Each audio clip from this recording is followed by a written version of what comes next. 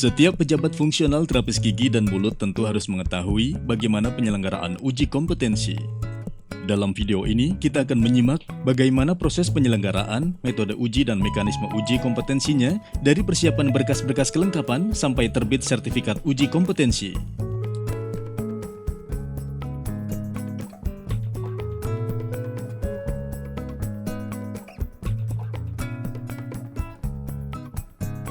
Materi uji kompetensi jabatan fungsional kesehatan mengacu pada kamus atau standar kompetensi jabatan fungsional kesehatan yang disusun instansi pembina atau sesuai butir-butir kegiatan dalam Peraturan Menteri Pendayagunaan Aparatur Negara dan Reformasi Birokrasi.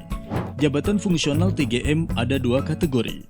Satu, kategori keterampilan, yaitu terampil, mahir, dan penyelia. Yang kedua, kategori keahlian, yaitu pertama, muda, dan madya. Penilaian uji kompetensi 80% dari komponen utama, yaitu pelayanan dari butir-butir kegiatan Japfung TGM, dan 20% dari komponen tambahan, yaitu sertifikat pelatihan, karya pengembangan profesi, atau penghargaan. Dan untuk pendaftaran uji kompetensi, yaitu melalui aplikasi EUKOM. Metode uji. Metode uji kompetensi terdiri dari uji wajib dan uji pilihan. Uji wajib berupa portofolio, sedangkan uji pilihan dapat berupa uji tulis, uji lisan, dan uji praktek. Portofolio. Portofolio merupakan laporan lengkap segala aktivitas seorang pejabat fungsional terapis gigi dan mulut. Penilaian portofolio merupakan suatu mode penilaian yang berkesinambungan dengan mengumpulkan informasi atau data secara sistematik yang menunjukkan kecakapan pejabat fungsional kesehatan dalam bidangnya. Portofolio digunakan sebagai salah satu cara penilaian yang mampu mengungkap pencapaian kompetensi dan standar kompetensi setiap pejabat fungsional kesehatan. Pentingnya portofolio memungkinkan pejabat fungsional untuk merefleksi pelayanan yang diberikan, dapat menunjukkan kemampuan, memberikan gambaran atas apa yang dilakukan pejabat fungsional kesehatan, dan sebagai bukti otentik. Penilaian portofolio dalam konteks sebagai salah satu metode uji kompetensi jabatan fungsional kesehatan untuk memperoleh sertifikat lulus uji kompetensi sebagai syarat dalam kenaikan jenjang atau level. Penilaian portofolio jabatan fungsional kesehatan dapat dilihat dari beberapa komponen, yaitu komponen utama persentase 80% adalah bukti pelayanan atau asuhan.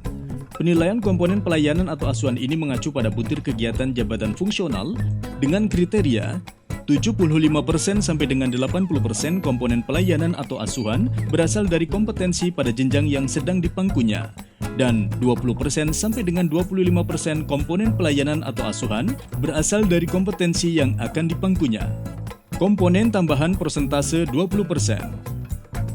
Komponen tambahan menjadi suatu pilihan penilaian dan bukan menjadi persyaratan wajib bukti portofolio. Sedangkan komponen tambahan dapat berupa sertifikat pelatihan adalah kegiatan pendidikan dan pelatihan atau diklat yang pernah diikuti oleh pejabat fungsional dalam rangka pengembangan dan atau peningkatan kompetensi selama melaksanakan tugas pelayanan kesehatan di seluruh instansi atau fasilitas pelayanan kesehatan. Bukti fisik komponen pendidikan dan pelatihan ini berupa sertifikat atau piagam asli yang dikeluarkan oleh lembaga penyelenggara pelatihan. Pendidikan dan pelatihan harus dilengkapi dengan laporan singkat hasil diklat yang meliputi tujuan diklat, materi diklat, dan manfaat diklat untuk perbaikan pelayanan kesehatan. Sertifikat atau piagam pendidikan dan pelatihan dapat dinilai apabila materi diklat memiliki relevansi dengan jabatan fungsional yang dipangkunya, dapat dikategorikan menjadi relevan atau R dan tidak relevan atau TR. Relevan atau R apabila materi diklat secara langsung dapat menunjang peningkatan kompetensi teknis di jenjang yang akan dipangkunya. Tidak relevan atau TR apabila materi diklat tidak menunjang peningkatan kinerja atau kompetensi jabatan fungsional kesehatan tertentu, dan diklat tidak relevan tidak akan dinilai. Durasi diklat sekurang-kurangnya 30 JPL. Jumlah sertifikat atau piagam diklat yang dapat dinilai sebanyak 3 sertifikat atau piagam per tahun. Karya pengembangan profesi. Penghargaan yang relevan di bidang kesehatan. Uji tulis. Uji kompetensi tertulis digunakan untuk mengukur kemampuan pengetahuan atau kognitif dan pemahaman pejabat fungsional untuk dapat menganalisis dan memecahkan masalah terkait kompetensi. Tes tertulis dilakukan dengan memberikan pertanyaan atau tugas secara tertulis dan peserta menjawab setiap pertanyaan atau tugas. Tes tertulis dapat berbentuk tes objektif atau tes uraian. Bentuk tes objektif terdiri dari pilihan ganda. Bentuk soal pilihan ganda dapat berupa pilihan ganda biasa, pilihan ganda analisis kasus, pilihan ganda kompleks, dan pilihan ganda membaca diagram atau tabel. Uji lisan. Uji lisan merupakan metode uji yang dapat digunakan selain metode uji portofolio. Uji lisan dapat berupa wawancara terstruktur dan dapat dilakukan bersamaan dengan uji portofolio. Kompetensi yang diujikan dalam uji lisan disesuaikan dengan standar kompetensi dan level kompetensi sesuai dengan jenjang yang akan diampunya. Uji lisan atau wawancara merupakan kegiatan uji kompetensi yang dilakukan dengan mengajukan pertanyaan lisan dari penguji kepada peserta uji yang tujuannya untuk mengklarifikasi atau menggali kompetensi peserta uji, juga untuk mengukur kemampuan peserta terkait butir kegiatan sesuai jabatan fungsional. Biasanya menggunakan wawancara terstruktur disusun secara terperinci, menggunakan kuesioner standar atau jadwal wawancara untuk menjamin semua responden ditanyakan dengan satu perangkat pertanyaan yang sama dalam urutan yang sama. Jawaban pertanyaan tidak membuka kebebasan dan sudah terikat pada pertanyaan yang telah disusun terlebih dahulu.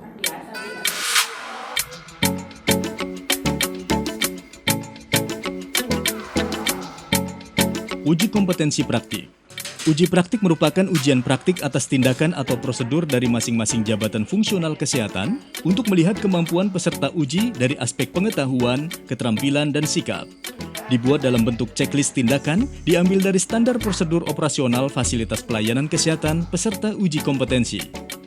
Dalam menentukan metode uji kompetensi jabatan fungsional kesehatan sesuai peraturan, kondisi, dan keadaan sumber daya yang tersedia dengan metode wajib yaitu portofolio.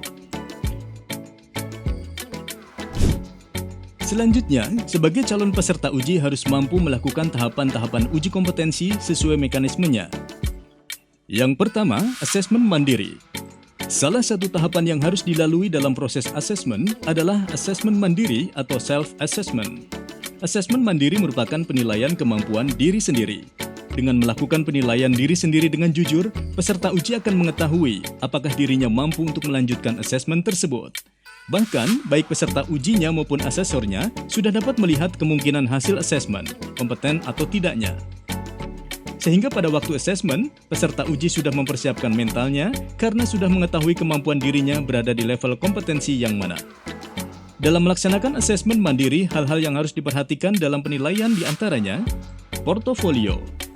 Alat bukti dikatakan berkualitas harus memenuhi 4 prinsip aturan pengumpulan bukti, yaitu memadai. Memadai berkaitan dengan apakah bukti yang dikumpulkan telah cukup untuk dengan yakin menentukan bahwa hasil yang ditargetkan dalam standar kompetensi telah dicapai. Valid. Valid pembuktian berhubungan dengan keterkaitan secara langsung dan kesesuaian bukti dengan standar kompetensi atau outcome yang ditargetkan, serta kriteria kinerja yang spesifik. Asli. Asli berkaitan dengan keyakinan bahwa bukti yang dikumpulkan oleh peserta uji merupakan hasil yang dilakukannya sendiri. Terkini. Terkini menunjukkan kepada waktu terakhir dibuatnya atau disediakannya alat bukti tersebut. Selain portofolio adalah uji tulis. Penilaiannya hasil jawaban pilihan ganda yang sesuai dengan kunci jawaban dan disesuaikan dengan nilai batas lulus yang telah ditetapkan. Uji lisan. Penilaiannya disesuaikan jawaban peserta uji saat uji lisan dengan kunci jawaban yang telah disiapkan dan hasil akhir disesuaikan dengan nilai batas lulus yang telah ditetapkan. Uji praktik. Penilaiannya dengan checklist observasi tahap-tahap tindakan sesuai dengan standar prosedur operasional peserta uji. Jangan sampai ada tahap yang terlewat saat uji praktik.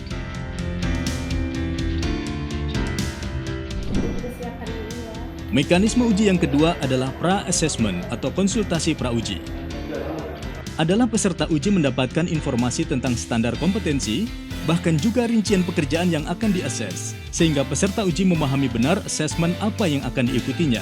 Sehingga pada waktu mendaftarkan diri untuk diakses, peserta uji sudah dapat memastikan diri apakah yang bersangkutan dapat mengikuti asesmen tersebut atau tidak. Pra-assessment menjadi filter, karena asesmen tidak akan dilanjutkan kepada peserta yang tidak menguasai bidangnya atau tingkat kompetensinya, termasuk juga kesiapan mentalnya.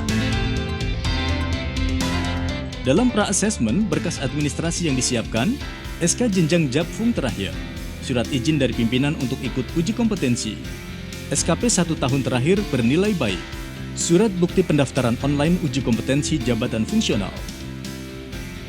Hal-hal yang disepakati dalam tahapan pra-uji terdiri dari penentuan waktu, tempat, metode wajib, dan metode pilihan apa saja yang akan diujikan. Dengan mengetahui penyelenggara uji, metode uji, dan mekanisme uji kompetensi jabatan fungsional terapis gigi dan mulut, Anda akan lebih siap dalam melakukan uji kompetensi.